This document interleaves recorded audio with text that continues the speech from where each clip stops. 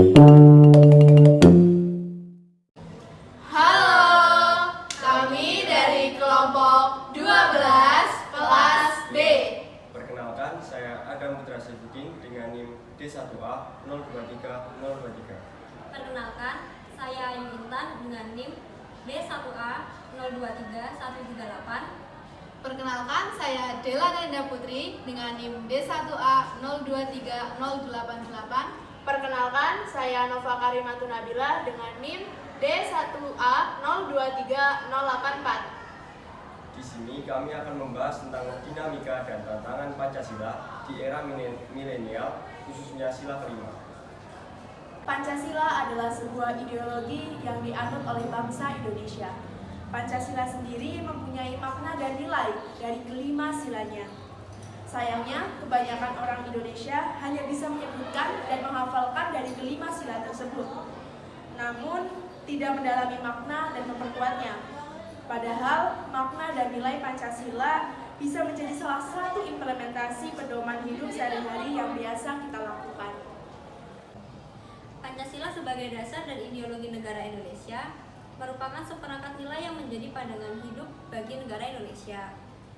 Adanya prinsip bersatu dalam perbedaan membuat Pancasila menjadi semakin kuat dan layak sebagai sebuah ideologi bagi negara Indonesia yang khas dengan keanekaragamannya. Konsep persatuannya ideal dengan mengkondisikan setiap warga negara hidup berdampingan dan gotong royong tanpa menghilangkan identitas suku bangsa, adat istiadat, ras ataupun agama. Apakah Pancasila masih bisa menjadi bintang pemandu bagi rakyat Indonesia, khususnya generasi milenial? Kondisi negara Indonesia sudah sangat jauh berbeda dari semenjak awal kemerdekaan. Perkembangan dan perubahan ini tidak dapat dihindari sebagai syarat untuk mencapai tujuan dan kemajuan kemerdekaan.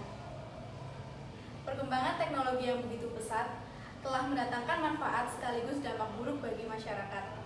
Kemajuan teknologi yang tidak dapat dikendalikan dan dikontrol akan menghasilkan masalah baru yang dapat menghambat atau merusak suatu negara.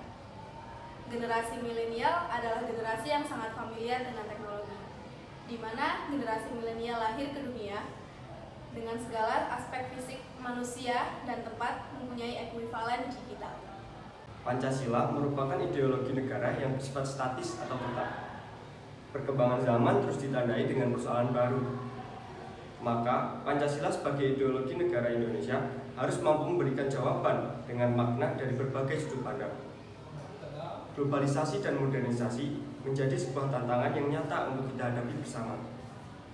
Relevansi Pancasila bagi generasi milenial dan generasi Z bisa memberikan pandangan baru dan mampu menjaga keberadaan ideologi Pancasila yang tidak luntur dari nilai-nilainya. Kalau menurut kamu, apa yang pertama kali kamu pikirin waktu kamu dengar kata Pancasila? Waktu pertama kali aku dengar kata Pancasila, yang aku pikirkan itu Pancasila sebagai dasar atau norma, sebagai norma pandangan hidup bangsa, seperti pandangan atau pedoman kita dalam melakukan kehidupan sehari-hari. Pancasila itu kan punya 5 sila ya. Dari kelima sila itu ada yang bunyinya keadilan sosial bagi seluruh rakyat Indonesia. Menurut kalian makna dari sila kelima itu apa? Dari Nova apa Adam dulu? Dulu deh. Kamu aja. Yaudah, dari aku. Sila kelima itu menegaskan pentingnya mengutamakan keadilan sosial sebagai dasar dalam pembangunan dan kemajuan bangsa Indonesia. Nah, kalau bicara makna dari sila kelima ini, pasti perspektifnya itu luas banget. Terus termasuk di dalamnya ada hak-hak sosial dan ekonomi yang sama bagi seluruh rakyat Indonesia. Ada gimana? Kalau menurutku kan keadilan sosial ya. Jadi seluruh rakyat Indonesia itu berhak mendapatkan keadilan baik di bidang hukum, ekonomi, politik maupun di bidang kebudayaan, sehingga dapat menghasilkan kerakyatan yang adil dan makmur. Dinamika dan tantangan di era milenial sila kelima. Menurut kamu, contoh yang pernah kamu lihat apa? Kalau yang sering aku dengar sih mungkin pendidikan ya, karena kan pendidikan itu salah satu hak masyarakat Indonesia yang sangat penting untuk keberlangsungan bangsa kita kan. Kalau tantangannya sendiri sih lebih ke bagaimana cara pemerintah bisa meratakan dan mungkin agar semua masyarakat Indonesia itu mendapatkan pendidikan yang sama gitu. Jadi ya itu sih harapannya. Kan kalau pendidikannya sudah setara, nanti kan SDM kita juga akan menaik dan semakin bagus dan mungkin bisa memperbaiki kualitas bangsa di masa depan. Kayak di desa-desa atau daerah terpencil gitu ya. Iya, jadi kan banyak di tempat-tempat lain dan tempat-tempat jauh itu kan yang fasilitasnya mungkin kurang, terus kurangnya tenaga pendidikan. Tapi kalau dicapai sama Ya, jadi mungkin pemerintah bisa lebih melihat atau lebih fokus untuk meningkatkan di daerah-daerah terpencil. Kalau Adam kan tadi udah. Kalau menurut kamu gimana dinamika dan tantangan di era milenial sila kelima yang pernah kamu temuin? Ya, aku jawab ya. Salah satu tantangan terhadap nilai keadilan sosial dalam Pancasila yaitu masih adanya ketegangan sosial yang terjadi di dalam masyarakat. Entah itu kepentingan sosial ekonomi maupun budaya masih kita temukan di lingkungan sekitar kita. Contoh kasus ketegangan sosial antara lain yaitu perbedaan perlakuan antara si kaya dan si miskin. Orang kaya akan jauh lebih dipandang daripada orang yang miskin. Menurut saya seharusnya hal-hal seperti itu tidak boleh terjadi dalam lingkungan karena melanggar nilai-nilai Pancasila, terutama yaitu nilai sila kelima yang berisikan keadilan sosial. Seharusnya semua masyarakat entah itu kaya ataupun miskin mendapat perlakuan yang sama. Kamu pernah lihat nggak secara langsungnya kejadian kayak gitu? Pernah, ya belum lama kemarin aku pernah lihat salah satu kejadian seperti itu, seperti orang di tempat umum ketika ia ingin berbelanja atau membeli sesuatu, orang yang berpakaian lebih baik atau bisa dianggap orang kaya itu lebih didahulukan daripada orang yang berpenampilan kurang atau bisa dianggap miskin gitu. Lebih diutamain, diprioritasin kayak Ya. dia jadi lebih punya duit jadi di ini udah. Ya. Tadi kan ada muda, Dela juga udah. Kalau menurut kamu contoh yang pernah kamu lihat saat ini dinamika dan tantangan Pancasila di era milenial apa? Sebenarnya banyak sih ya, tapi aku bakalan sedikit nyinggung dulu masalah tantangan Pancasila di era milenial khususnya untuk sila kelima ya. Nah, Indonesia itu baru aja ngerayain kemerdekaan yang ke-78 pada tanggal 17 Agustus kemarin kan. Nah, apakah kita sudah dinyatakan benar-benar keluar atau tidak punya masalah setelah merdeka itu? Tentu saja enggak. Salah satu permasalahan yang masih ada dari sejak merdeka sampai sekarang itu adalah kemiskinan. Nah, kemiskinan ini adalah polemik ya. Nah, di kemiskinan sendiri di Indonesia itu rata-rata disebabkan oleh laju meningkatnya pertumbuhan penduduk di Indonesia serta meningkatnya pengangguran di Indonesia.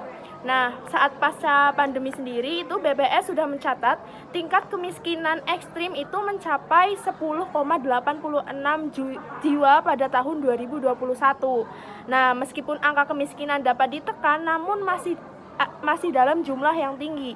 Nah, hal tersebut masih belum menemukan solusi yang baik sehingga perlu adanya perbaikan yang sistematis.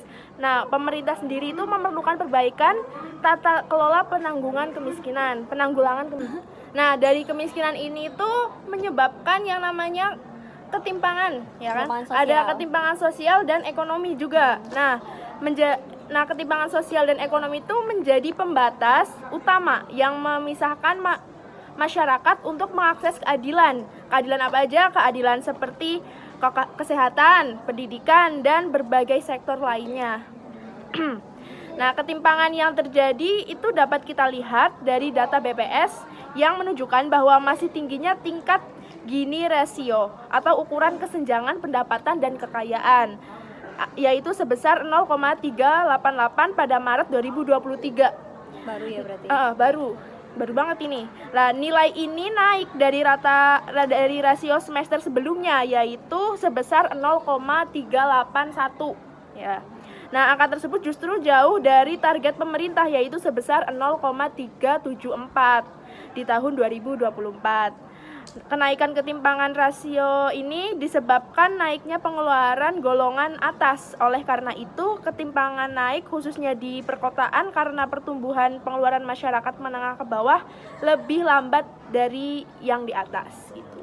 Kalau contoh yang pernah kamu lihat secara langsung apa tuh? Ada sih di segi kesehatan ya. Misalnya pengguna BPJS sama yang bukan ya. Yang VIP. Ya, yang VIP pasti beda. Kalau BPJS aku tuh ngalamin pernah lah ya. Itu agak lama emang, agak lambat gitu. Terus Prosesnya rumit. iya, benar Terus kalau yang VIP tuh ya pasti cepet lah, kan ada uang, cuan, punya uang punya kuasa. Sekian dari kelompok kami. Apabila ada kesalahan kata atau kekurangan dalam penyampaian materi, kami mohon maaf. Dadah. Ya dong.